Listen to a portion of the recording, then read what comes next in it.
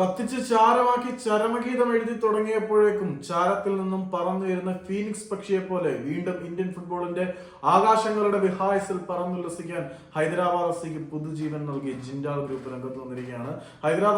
ഹൈദരാബാദ് അടച്ചുപൂട്ടലിന്റെ വക്കിൽ തന്നെയായിരുന്നു. അവർക്ക് ഡ്യൂറന്റ് കപ്പ് പോലും കളിക്കാൻ കഴിയാതെ പോയി.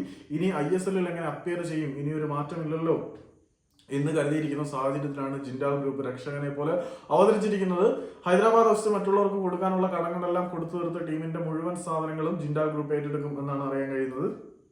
ജിൻഡാൽ ഗ്രൂപ്പ് വളരെ നേരത്തെ തന്നെ ഇന്ത്യൻ ഫുട്ബോളിൽ ഇൻവെസ്റ്റ് ചെയ്യാനുള്ള നീക്കങ്ങളൊക്കെ ആരംഭിച്ചിരുന്നു. ലീഗിൽ പുതുതായിട്ടൊരു ഫ്രാഞ്ചൈസി സ്റ്റാർട്ട് ചെയ്യാനും അവർ തീരുമാനിച്ചിരുന്നു. പക്ഷേ നിർഭാഗ്യവശാൽ അതിനൊന്നും കഴിഞ്ഞിരുന്നില്ല.